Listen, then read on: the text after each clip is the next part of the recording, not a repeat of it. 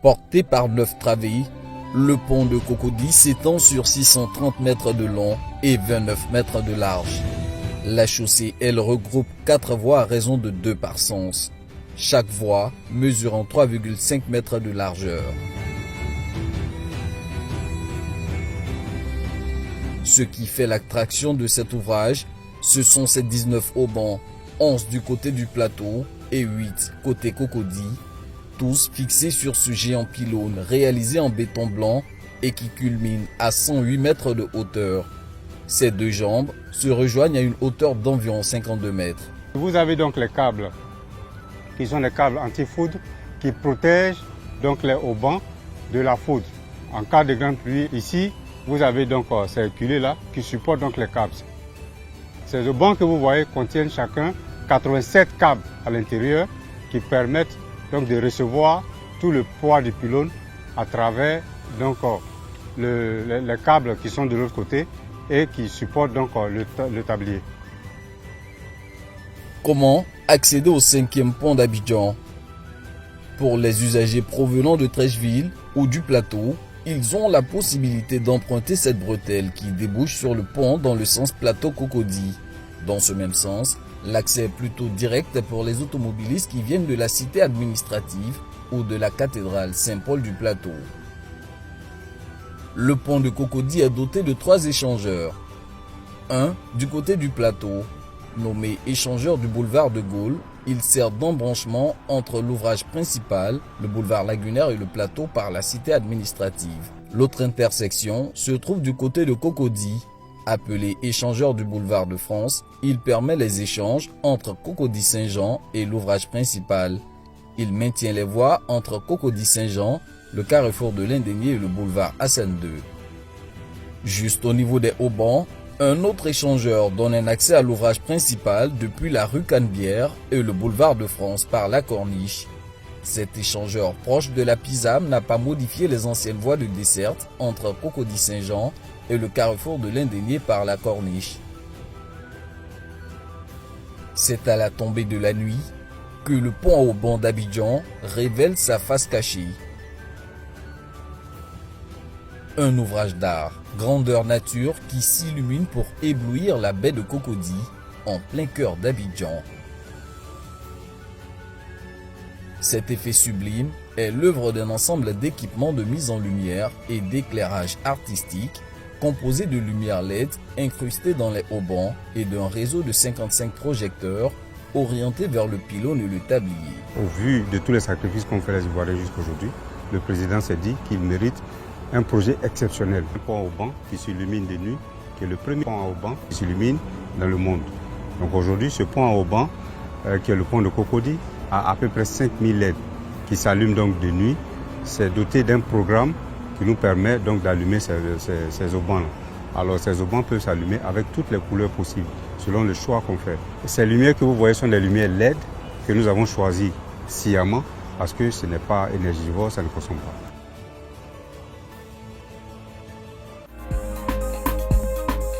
Coût de réalisation du pont à haubans d'Abidjan, environ 113 milliards de francs CFA. Bonsoir à tout le monde. Oui. Comment ça va? Oui, ça va. Le réseau est très mauvais ici. Oui, c'est ce que... Ils ont annoncé l'augmentation quand on a refusé là. Ils ont rendu le réseau mauvais. Effectivement, tout ça, c'est fait exprès. C'est fait exprès? Non, c'est ça. C'est fait exprès. Donc, franchement, le réseau est très de mauvaise qualité. C'est pas Hier, le réseau. Sundiata même me disait ça. Mais c'est à la population de se mobiliser et voilà. C'est très malheureux. En fait, ils veulent nous contraindre. Ils veulent nous contraindre. Bon, ben, on est là. On est là. On fait avec et puis on est là. En tout cas, on est là. On laisse pas. Tant que le président Hassan Ouattara va nous construire des ponts. Non, nous, on aime le développement. Donc, même si on nous tue, on est derrière Hassan Ouattara.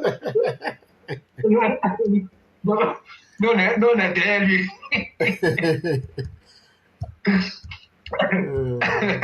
Ok. Merci beaucoup à tout le monde. Et c'était vraiment pas prévu que je prenne la parole. Mais comme on l'a dit, même si tu as mangé dehors, la nourriture de la maison, là, ça manque pas. Hein. Ça manque pas, ça c'est vrai. Donc, ce qu'on va faire, comme c'est toi seul qui est là maintenant, il faut prendre le contrôle de la parole. Je vais me déplacer pour une quinzaine de minutes, donc tu as le temps de parler. Voilà. Et les cyclones. Les cyclones 1000.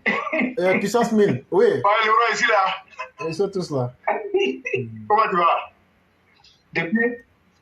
Depuis le président, moi j'ai eu une journée vraiment très merveilleuse aujourd'hui là. Et puis le président est venu tout gâter encore. Comment ça? Il t'a agressé quoi? Non, il n'a pas vu, il a lancé le son. Donc on s'en va seulement. Mais c'est ce que j'ai dit, il t'a agressé là. Oh, il agresse avec le développement.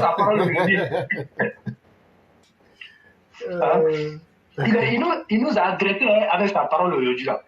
Donc bon, comme c'est déjà lancé, donc on s'en va. On s'en va, ça c'est non-stop. Voilà. Et merci à tout le monde et merci au commandant de la patrouille, Walter Otto, et mon cher aîné Yann Koulou. Je lui dis bonsoir, et bonsoir à l'aîné Fatiga, et bonsoir à tout le monde, chers élèves de la classe. Et je crois que on est véritablement sur le chemin de l'émergence, comme le président l'a dit, même si on a raté le tournoi en 2020, et les choses sont en train de rentrer progressivement en ordre. Et donc, aujourd'hui, quand nous voyons l'inauguration de ce seul pont qui vaut à lui seul plusieurs autres mandats, que pouvons-nous dire si ce n'est de prier Dieu qu'il donne la santé à son Excellence Alassane Ouattara pour continuer à nous produire de telles infrastructures, et souhaiter aussi que la Côte d'Ivoire reste en paix, parce qu'il n'y a qu'en période de paix qu'on peut construire des ponts, des universités, des hôpitaux, ainsi de suite. Et je crois qu'aujourd'hui, l'instant était tellement solennel, et ceux qui ont pu effectuer le déplacement pour assister à la cérémonie d'inauguration de ce pont, qui vaut à lui seul plusieurs autres mandats, et on pu quand même constater les travaux qui ont été réalisés et le sérieux même qui est mis dans ce pont-là. Et je crois que c'est le premier pont à Oban dans le monde. C'est-à-dire avec une telle qualité. Et vous regardez même là, ce qu'ils ont utilisé pour les matériaux qu'ils ont utilisés pour construire ce pont, mais ce n'est pas du jeu. Et ça veut dire qu'ils ont construit ce pont-là avec la plus grande fermeté et le plus grand sérieux qu'on peut mettre dans une infrastructure. Et Éclaireur est en train d'écrire, vous voyez les trucs qui sortent là, on dirait des cordes. Dans d'autres pays, c'est quelques kilos. Mais là, on nous parle de tonnes. Mais allez-y comprendre que ce pont-là, il est parti pour 100 ans, comme l'a indiqué les experts. Mais quand on a une infrastructure comme ça en Côte d'Ivoire, dans une sous-préfecture de la France, mais qui dit mieux? Moi, je crois que les choses sont aujourd'hui claires et tout le monde le voit. Il n'y a pas quelqu'un, je dis bien quelqu'un, qu'il soit de l'opposition ou pas, que le président Alassane Ouattara, que tu sois le pire ennemi du président, Si tu arrives là-bas, tu dis oui, je ne t'aime pas, mais tu as fait un travail. Je vous le dis honnêtement, moi je parle sur le contraire de notre mère, Fiona Koura. Elle a eu la chance de voir le pont. Vous avez même vu. Et tu ne peux pas arriver là-bas et puis trouver quelque chose à redire. Et ce qu'il est dit, on comprend. Il faut être animé d'une haine viscérale ou encore il faut être animé d'une grande sorcellerie pour détester ce pont-là. Et moi, je le dis. Et c'est même pas le pont en tant que tel qui est comme on appelle, qui est aussi important que ça. Mais moi, je vais dire par le passé ceux qui ont connu l'Indénié, le carrefour de l'Indénié, que nous, on avait nommé Melcro. Parce qu'à l'époque, Mel Théodore, paix à son âme, le président de l'UDC, il était à l'époque, on l'avait nommé comme ministre de la ville. Ça avait d'abord, on a vu. Il a été nommé ministre de la ville. Et quand on dit qu'il est nommé ministre de la ville, ça veut dire que tu t'occupes de tout ce qui est insalubrité. Tu t'occupes de tout ce qui est insalubrité et tu dois t'occuper de tout, de faire en sorte que la ville soit propre. Et que quand il pleut, qu'on ne trouve pas d'inondation, que les eaux n'emportent, comme on appelle, personne. Mais si on vous dit le nombre de milliards qu'ils ont engloutis dans ce carrefour de l'Indénié, mais vous n'allez pas croire. Mais pourquoi? Parce que l'Indénié-là était devenu un fonds de commerce pour les refondateurs. C'était devenu un fonds de commerce. Et ce n'est pas parce qu'ils ne pouvaient pas trouver de l'expertise pour le faire. Et comme on les connaît, on les sait. C'est des personnes qui sont toujours dans l'anarchie. Parce que quand les choses vont bien, ils ne gagnent pas ce qu'ils ont envie de gagner. Et donc, ils vont engloutir des dizaines de milliards dans cet endroit-là, sans vraiment trouver la solution. Et à chaque fois quand il pleut, c'est des inondations, et c'est des véhicules qui sont emportés, c'est des vélos, c'est des motos, et même, c'est des vies humaines qui sont emportées. Et après, on vient faire des cérémonies, et on organise, et on va donner 100 000 à ces familles-là, et ceux qui ont perdu la vie dans cette histoire. Et ils ont tout fait, ils n'ont pas pu, et l'argent, on mettait l'argent. Je vous assure, moi je parle sous le contrôle de ceux qui passaient là-bas à cette époque-là. Quand il ne pleut pas, et puis vous passez dans l'endroit là, dans cet endroit, vous avez l'impression de vous trouver dans une ville européenne. Et il y avait tellement cette embellie là, qui avait caché même le vrai travail qui devait être fait. Ils ont embelli le coin, et quand la nuit, et vous voyez les lumières qui sortent de terre, et c'était tellement lumineux. Mais en fin de compte, quand on rentre dans la saison des pluies, à la première pluie nette, ben, l'eau arrivait au pont. Il y avait un pont quelque part, l'eau arrivait là-bas. Et vous voyez tout cet espace-là, quand vous êtes au 220 logement, et puis vous êtes arrêté là-bas, au 220, vous voyez l'eau. Et ce sont les bouteilles de Coca-Cola qui nagent, que vous voyez flotter en haut. Mais, à un moment donné, la question a été posée à leur chef suprême. Je vais parler de corps et assimiler à leur chef suprême qui est Laurent Gbagbo. Quant à l'état d'insalubrité de la ville d'Abidjan, et ils ont même parlé de l'Indénié. Mais sa réponse ne s'est pas fait attendre, comme d'habitude. Il est passé par des histoires d'ironie, façon. Et il a même dit que Mel Théodore fait du bon boulot. Parce que quand il passe dans l'endroit est joli. Il a dit ça. Mais vous voyez, comment un président qui donne de l'argent, de surcroît l'argent du contribuable pour travailler à un individu, et cet individu ne fait pas le travail, et le même président, au lieu de l'interpeller et de taper du poing sur la table, dit devant le monde entier que le maire Théodore a fait du bon boulot, et quand il passe dans le coin, comment on appelle, le coin est joli.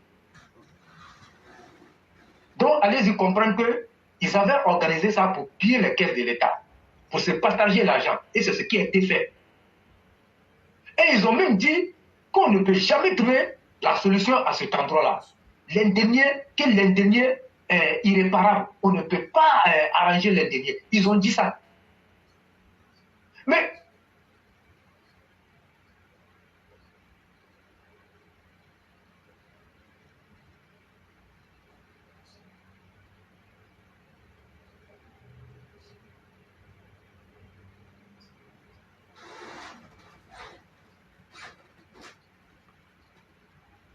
à cet endroit. Donc ça veut dire quoi? On dit vouloir c'est pouvoir. Quand tu veux, tu peux. Mais comme il ne voulait pas travailler, il était plus préoccupé à protéger son fauteuil présidentiel et à piller les caisses de l'État et à demander à ses lieutenants de s'enrichir parce qu'ils savaient que tôt ou tard ils allaient partir du pouvoir. Mais ils ne se sont pas amusés avec l'argent des Ivoiriens. Ils ne se sont pas amusés avec l'argent des Ivoiriens. Vous avez même vu comment des gens qui ne travaillaient pas sont devenus subitement des milliardaires. C'était sous Laurent Gbagbo, alors qu'il y avait les vraies questions qui étaient là. La question d'inondation dans la ville d'Abidjan ne passait pas inaperçue. Mais la preuve même, est-ce qu'on ne continue, continue pas de voir dans certains endroits les inondations?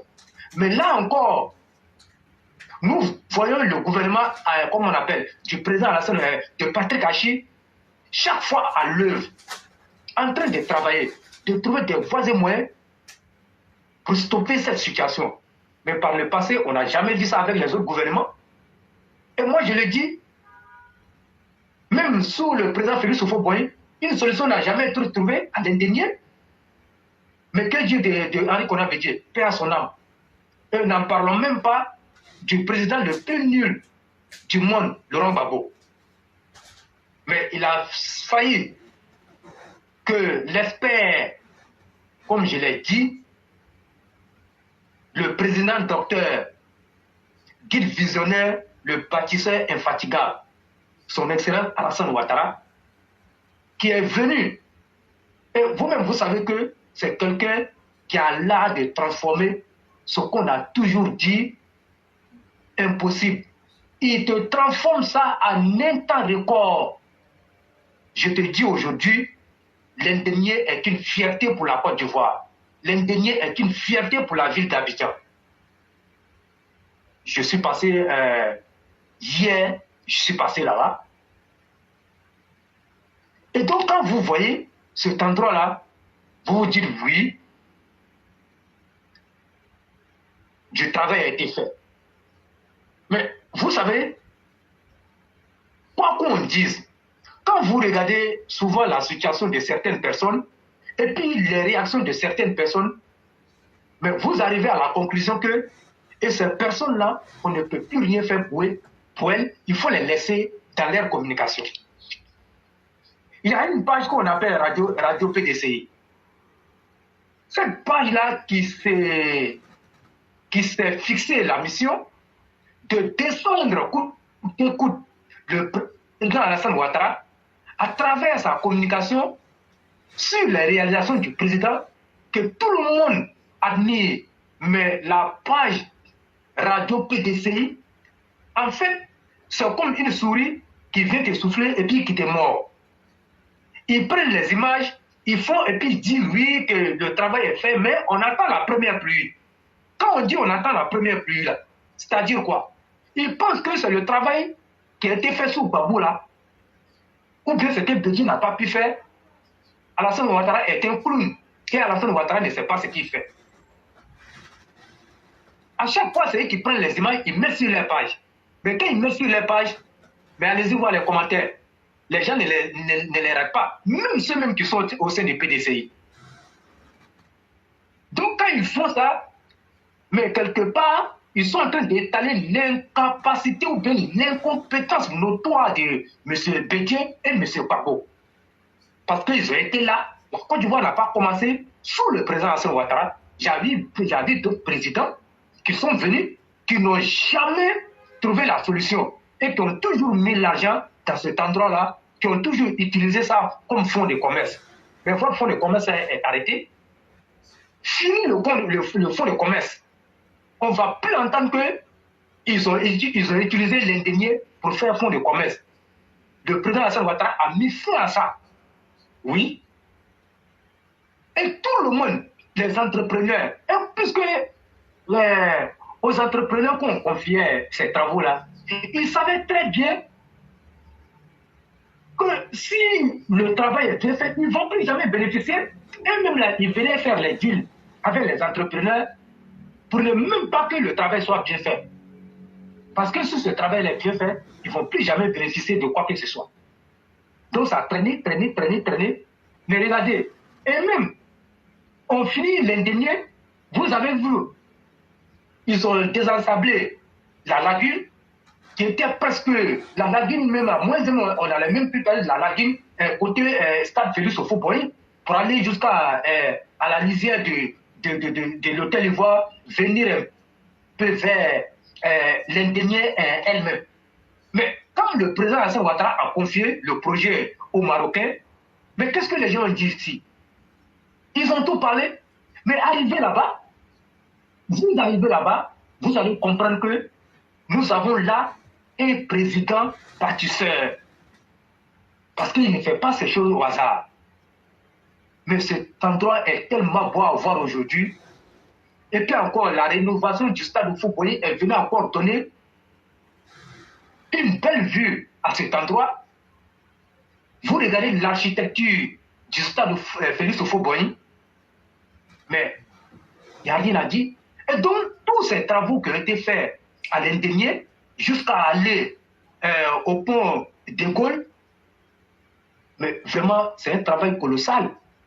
Et c'est un travail qui mérite d'être salué par tous les Ivoiriens. Et je vous assure, n'importe quelle personne qui passe là-bas dit je suis d'accord et je suis fier de la Côte d'Ivoire. Tu peux ne pas aimer le président, mais il force le respect par son travail. On nous dit comme ça que le tigre, il n'écrit pas sa tigritude. Oui, un vrai homme là, il ne parle pas de lui. Ce sont ses réalisations, les actions qu'il pose, ce sont ces actions-là qui parlent de lui. Le président Alassane Ouattara n'a jamais dit à quelqu'un que lui, il a construit un pont. Il n'a jamais dit à quelqu'un que lui, il a construit une université. Mais quand il fait là, c'est les gens qui viennent dire que c'est lui qui a fait. Il n'a jamais dit à quelqu'un. Mais on a vu des gens ici. Mais quand ils ont posé une petite brique, c'est fini. Vous avez vu. Donc aujourd'hui, le monde a tellement évolué. Il faut que les gens comprennent qu'on n'a plus besoin d'un historien à la tête de nos États. Un historien ne peut rien apporter au développement d'un État. Tout ce qu'il connaît, c'est l'histoire. Parce qu'il va venir berner les gens avec ça. Il ne va pas travailler. À chaque fois qu'il va se retrouver dans un meeting, c'est de raconter l'histoire. À l'époque de De Gaulle, dans les années 1940, on n'a pas besoin de ça. Quand il finit de dire là, ce n'est pas de ça les gens ont besoin. Donc ça rattrape toujours. Donc le monde moderne dans lequel nous sommes a besoin des présidents qui connaissent la valeur du peuple et qui connaissent ce qu'on appelle être un chef d'État. On n'est pas un chef d'État pour venir faire du n'importe quoi. Non, il faut arrêter. On est chef d'État pour venir travailler pour la population. Parce qu'à la fin de la journée, on viendra te demander des comptes. Mais il faut que tu sois à mesure de faire des comptes à cette population qui t'a élu. Mais lorsque tu n'as pas pu le faire, mais ça veut dire que tu as été là comme ça, tu n'as rien fait. Et même cette histoire de PPTE, dont Laurent Gbagbo s'est tapé la poitrine, mais les gens même ne comprenaient même pas ce truc-là, parce que le PPTE là, c'est sur ça là, les gens comptaient sauter ici. Mais alors, qu'est-ce qu'il faut comprendre aussi que PPTE là, comment parce qu'ils vont te donner l'argent? On dit t'ont donné crédit jusqu'au crédit là, tu n'as pas pu payer. Jusqu'à toi-même là, tu ne peux plus payer crédit. Si tu veux payer crédit là, ton pays ne va plus exister. Ça veut dire que les gens vont mourir dans les hôpitaux. Il n'y aura plus rien. Les gens disent ok, comme toi tu ne peux plus payer, nous on va annuler toute la dette. Mais quand on annule toute la dette là, mais ce n'est pas parce que les gens vont prendre encore l'argent pour venir donner. On dit, l'argent qui devait servir à payer la dette là, cet argent là, nous on vous dit, si vous avez ça là, prenez, vous allez construire les hôpitaux. Prenez, vous allez construire des universités. Prenez, vous allez construire des routes. On n'a plus besoin que vous nous remboursez l'argent. Mais les refondateurs, là, tellement qu'ils avaient mal compris le PPTE, là, ils ont cru que les gens allaient venir leur donner l'argent. Ils ont dit que les gens allaient leur donner de l'argent, ils allaient prendre ça encore pour aller mettre dans comment on appelle, dans les paradis fiscaux. Le PPTE ne fonctionne pas comme ça. Hein. Le président Alassane Ouattara savait.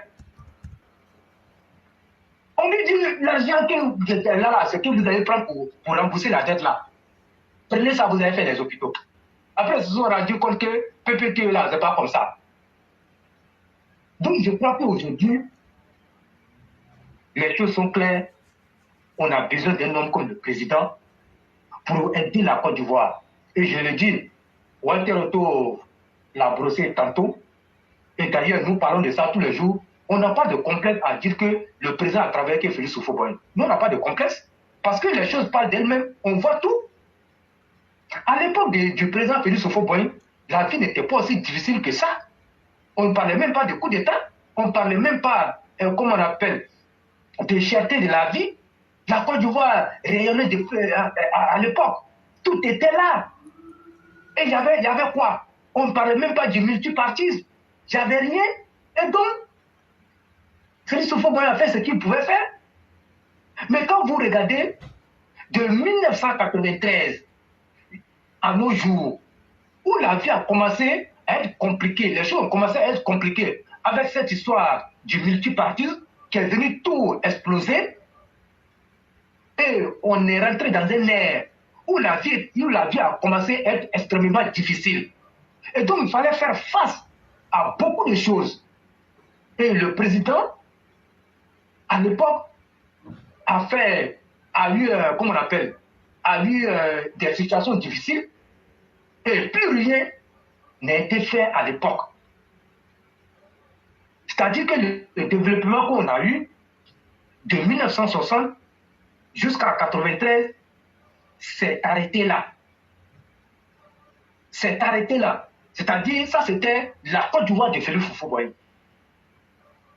Donc le développement s'est arrêté à la Côte d'Ivoire de Félix Houphouët-Boigny.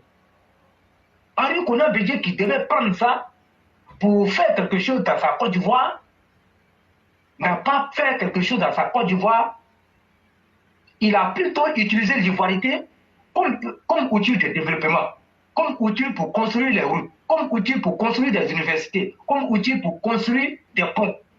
C'est l'ivoirité qu'il a pris. Et dans sa République, tout ce qu'on a pu retenir de lui, c'est l'ivoirité qu'il a construit pour laisser en Côte d'Ivoire, dans sa République. Voilà, c'est ça. Voilà ce qu'il a fait dans sa République de 6 ans, parce qu'il a fait 6 ans à la tête. Donc on a fini avec la République de Henri Konan Bédié, d'où l'ivoirité. On a fini avec ça. On arrive dans une république transitoire. Quand je dis une république transitoire, vous comprenez ça. Je vais parler du général Robert Gueye, qui a fait une transition de 8 mois. Et là, on était dans une transition. Mais qui connaît le fonctionnement des coups d'État, on sait que quand il y a un coup d'État, on ne parle plus d'une république, on ne parle plus d'une constitution. Quand la constitution est dissoute, ça veut dire que la république n'existe plus.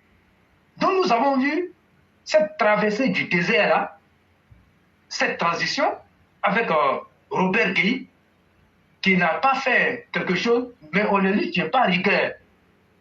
Le fonctionnement des militaires sont comme ça. Il a fait ça, et à la fin, lui-même qui devait organiser les choses, s'est laissé embobiner par Laurent Gbagbo, et d'où ce qu'on a retenu dans la République transitoire, c'est le et le ou. C'est ça qu'il a construit pour laisser. Suivez très bien. C'est ce qu'il a construit pour laisser. Henri Konan Bédié, il a construit l'ivoirité, mais dans le prolongement de cette ivoirité-là, le général Robert Gueye, dans sa République transitoire, a utilisé ça autrement. Mais c'est la même chose, hein. Mais c'est seulement ils ont fait un jeu de mots. Lui, il a dit le et ou le ou. Il a utilisé les deux termes. Il y avait un référendum pour ça. Ils ont tout fait pour écarter notre mentor. Et on est sorti de la République transitoire de Robert Gueye pour tomber dans la République de Laurent Gbagbo. Et cette République de Laurent Gbagbo, il a bien appris la leçon de Bédié et de Félix, comme on appelle, et de Robert Gueye. Qu'est-ce que lui va faire? Il va utiliser les deux concepts mis ensemble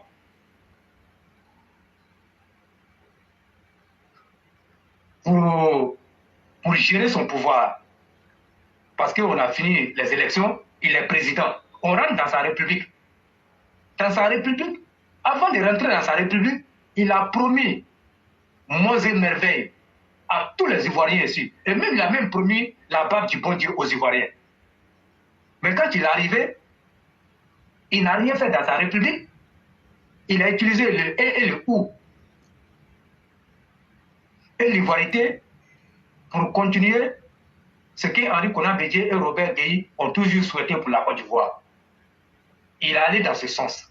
Et quand il est allé dans ce sens, il a d'abord prononcé ces mots: 1000 morts à gauche, 1000 morts à droite, moi j'avance. Et il a avancé effectivement avec les morts à droite, avec les morts à gauche. Même les morts devant, les morts derrière, il a avancé.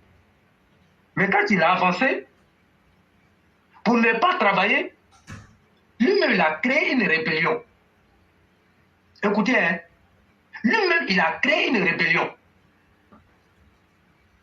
D'où la rébellion de 2002. C'est Laurent Gbagbo qui a créé cette rébellion. Vous avez vu ce que le président Alassane Ouattara a dit. S'il n'y avait pas eu coup d'État, le Niger ne serait jamais tombé sous le coup des sanctions.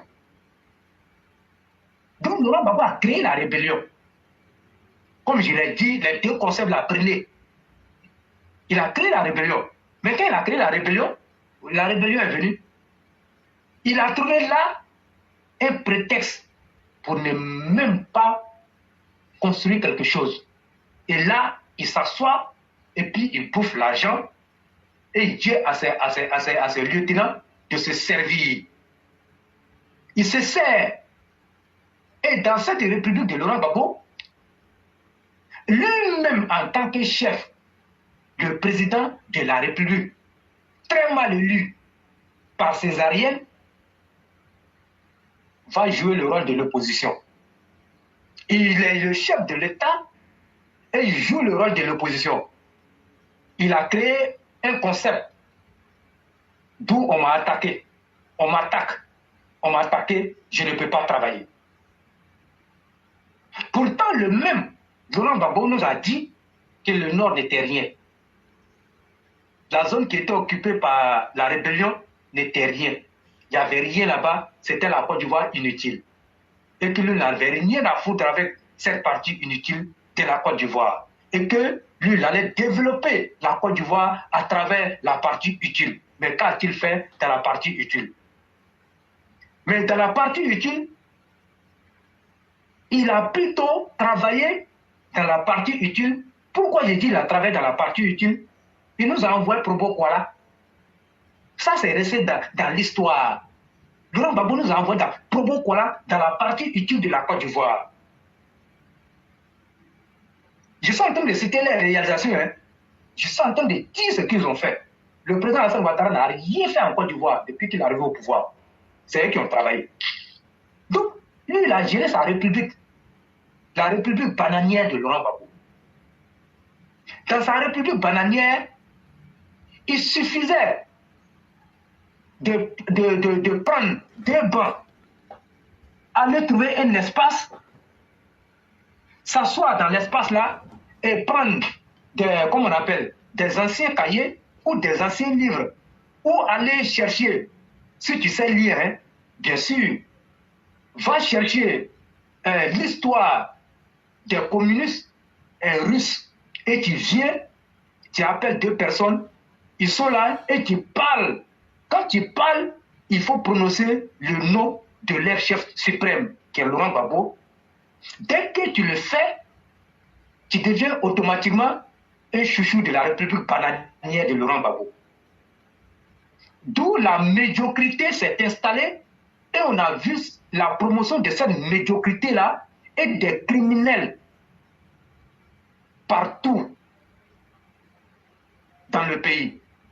Et donc, sous sa République bananière, c'était ces chiens de guerre.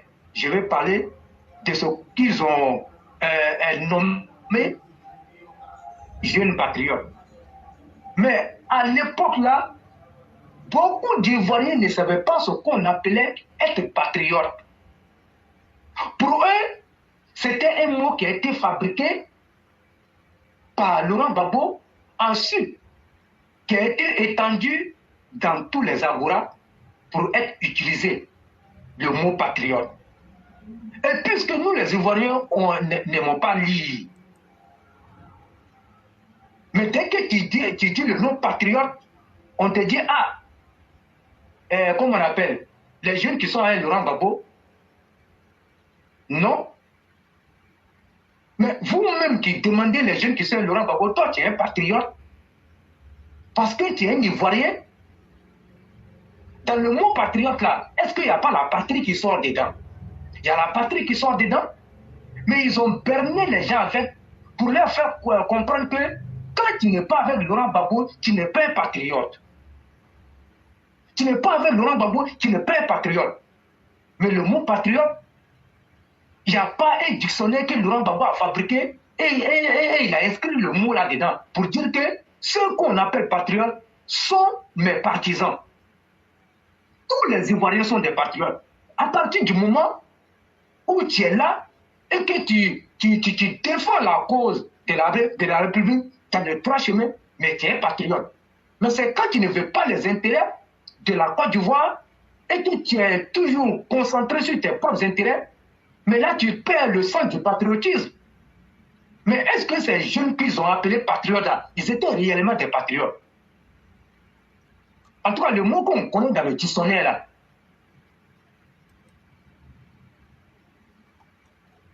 si on veut partir de cette définition, ils n'étaient pas des patriotes.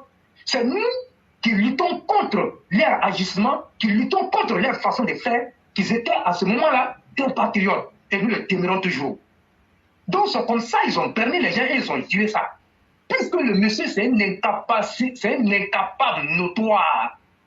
Il va se servir alors de ces chiens de guerre qu'il a utilisés comme bouclier pour gérer sa république bananière. Et ces jeunes-là sont installés dans des espaces qu'on a nommés ici des agoras et parlements. J'avais même un président qu'on appelait, Idriss Konaté. Il était le président des parlements et agoras de Côte d'Ivoire. Vous voyez? C'est-à-dire que ça, c'était leur champ. Ils sont là, ils prennent des bancs, ils s'asseyent et ils chantent les lois de Laurent Gbagbo. Ils manipulent les gens.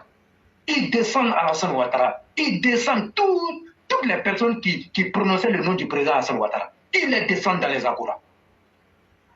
Nous, on a fréquenté ces agoras, mais nous, on savait ce qu'on cherchait. Si aujourd'hui, vous voyez, nous, on parle comme ça là, et puis quand nous, on parle là, nous, on lève la tête et puis on parle là, ça paraît qu'on était dans leur milieu. On sait comment ça fonctionnait. Si tu n'as pas été dans leur milieu, tu ne peux pas parler comme nous. Ça, on a vécu cette expérience avec eux.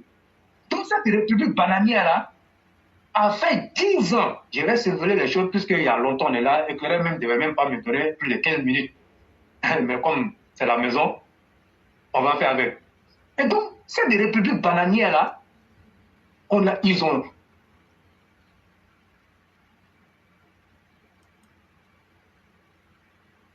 plus de 10 ans, la république bananière a contribué à terroriser les Ivoiriens.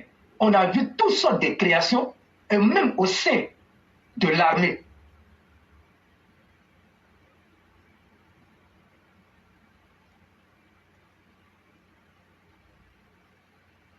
Il y avait encore une grande discrimination au sein de l'armée. Donc la république bananière de 10 ans n'a pratiquement rien apporté en termes de plus-value à la Côte d'Ivoire. Ce qu'on a retenu de cette république bananière de 10 ans de Laurent Gbagbo, c'est les escadrons de la mort, c'est le charnier de Yopougon, c'est les trois carrés des martyrs à Bobo Baoulé. Et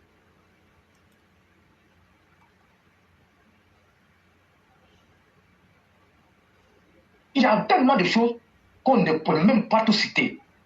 Le même président, dirigeant de cette république bananière, il avait un pont. Mais ce pont-là, c'était un pont virtuel. Il se promenait avec cette barquette-là partout. Et quand il va quelque part, quand on parle, il brandit la maquette.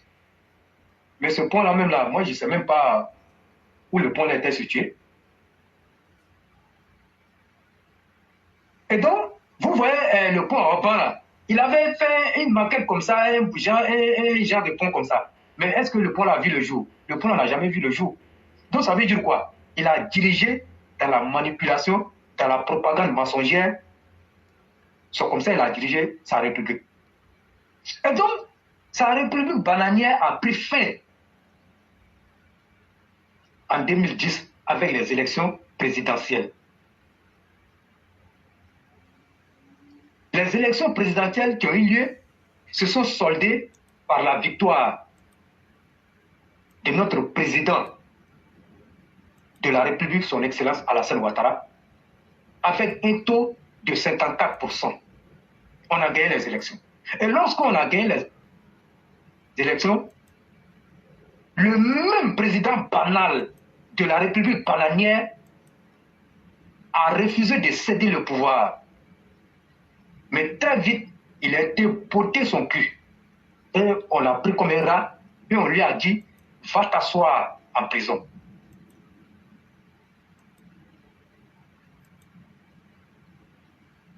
Et quand il allait s'asseoir en prison, nous sommes rentrés maintenant dans la République. Je dis bien dans la République. La République, comme son nom l'indique, nous sommes rentrés dans la vraie République. Je ne sais pas s'il y a un autre mot. Si vous avez un autre mot, aidez-moi. Avec ce mot-là, on va qualifier ça. On est rentré dans cette république. Et puis, comme tu es un créateur de mots là, s'il y a un autre mot, il faut m'écrire. Il faut m'écrire ça. On est rentré dans cette république avec le président docteur. Avec le président docteur Alassane Ouattara. Mais Alassane Ouattara, il nous avait dit, faites-moi confiance. Donnez-moi un mandat. Donnez-moi 5 ans. Mais vous savez pourquoi je reviens là-dessus? Les gens ont toujours dit qu'il a dit donnez-moi 5 ans, mais dans les 5 ans, il n'a rien fait. Quand tu vas à des élections, tu gagnes les élections et il y a quelqu'un qui prend le malin plaisir de confisquer le pouvoir. Et on te contraint dans un hôtel. On te contraint dans un hôtel avec tout ton gouvernement. Mais là encore, même, il n'y a même pas le problème. Mais il est sorti, il a tout rattrapé. Quand il a rattrapé, c'est les mêmes Ivoiriens qui ont demandé à le reconduire. Mais depuis 2010, jusqu'en 2023, je vais sauter les choses, jusqu'en 2023, mais on sent qu'on est dans une république. Parce que dans la république bananière, si tu critiquais, de toute façon, nous on critique là. Mais il y a longtemps, les escadrons de la mort a visité nos domiciles. Mais nous, on s'assoit et puis on critique ici et puis on parle mal au président. Quand ça ne va pas, et puis on est là. Et puis on est là. Donc, on est rentré véritablement dans la vraie République. Mais quand on est rentré dans la vraie République, mais on a senti que la République bouge. À tel enseigne que, de la manière que la République bouge, on nous a sorti un slogan. Parce que le président Alassane Ouattara, il entend tout ce que les gens disent. Quand il a voulu mettre les Ivoiriens au travail, la facilité qu'on avait dans la République bananière, les gens ont vu que ça ne sera plus le cas. Et comme on était habitué à ça, on trouve que la vraie République, là, les conditions sont difficiles, les choses sont difficiles. Et donc, le président Alassane Ouattara va leur dire, vous dites que l'argent ne circule pas, mais l'argent travaille. Et ce mot-là, ils ont pris ça. Mais le président a continué sur son chemin. Et je peux vous dire, tous ces résultats que vous voyez, ces résultats ont été, comment on appelle, en tout cas des résultats d'une longue lutte. Et c'est le fruit des enquêtes que le président Alassane Ouattara a eu à faire. Mais avant d'arriver au pouvoir, dans l'année, il faisait 2 sondages sur le terrain. C'est-à-dire quoi? Chaque 6 mois, il fait des sondages. Une année, c'est égal à 12 mois. Et donc, quand on prend, ça fait 12. Et quand ils font, ce n'est pas les sondages de Sofres, où on va s'asseoir sous manguier pour faire, ce n'est pas ça. C'est des sondages sur le terrain. Vous partez sur le terrain. Voilà comment le monsieur a construit sa république. Il a construit sa république en intégrant tout le monde dedans, en intégrant les 31 régions dedans, en intégrant les 322 470 km². Aucune portion n'a été mise à l'écart. Aujourd'hui, quand vous regardez, le développement est partout en Côte d'Ivoire. Et c'est ce que je disais à notre mère Fiona Koura lorsque nous nous sommes rencontrés. Et je lui ai dit, chère mère, vous avez vu ce qui se passe à Abidjan, mais la même chose se passe à l'intérieur du pays. Comme elle devait aller à l'intérieur du pays, et je lui ai dit, mais vous serez encore plus épaté si vous partez à l'intérieur du pays. Et je crois que si elle a eu à effectuer ce voyage-là, elle est mieux placée pour dire ce qu'elle a pu voir à l'intérieur du pays. Et donc, le travail se fait partout. Aujourd'hui, tout le monde est tombé sous le charme de ce monsieur. Et comme je l'ai dit, son travail force le respect. Il est tellement pragmatique qu'aujourd'hui, eux-mêmes les opposants sont perdus dans leur combat. Et il a dit, le combat est engagé, on ne parle plus de mandat, nous on ne calcule plus quelqu'un sur notre plateforme ici. Si vous venez là, ne parlez plus de mandat ici. Hein. Le son est lancé aujourd'hui. On ne parle plus de mandat ici. On parle de développement. Oui. Parce que les panafricains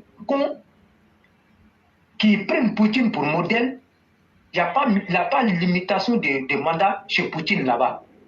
Donc nous là, on n'a pas d'ordre à prendre de qui que ce soit. Et le président avait bien fait même de répondre aux journalistes de France 24, TV5, les journalistes français qui voulaient le descendre. Il a bien fait de répondre. Aujourd'hui là, la Côte d'Ivoire est guérie. La Côte d'Ivoire n'est plus malade. Oui, la Côte d'Ivoire était grippée, la Côte d'Ivoire n'est plus grippée. Alassane Ouattara a trouvé les médicaments de la grippe. Donc la Côte d'Ivoire n'est plus grippée. La Côte d'Ivoire est engagée résolument vers le développement. Et nous, on s'en va. Donc, désormais, le pont à Oban, baptisé le pont Alassane Ouattara, vaut à lui seul plusieurs autres mandats. On dit plusieurs autres mandats. Ceux qui sont allés à l'école, là, comme nous, on n'est pas allés à l'école, vous pouvez savoir de quoi il a parlé. Sinon, ce que nous, on connaît là. Nous, on connaît plusieurs. Parce que plusieurs, ça veut dire beaucoup. Donc, c'est ça, nous, on connaît. Sinon, autres là, nous, on ne connaît pas ça.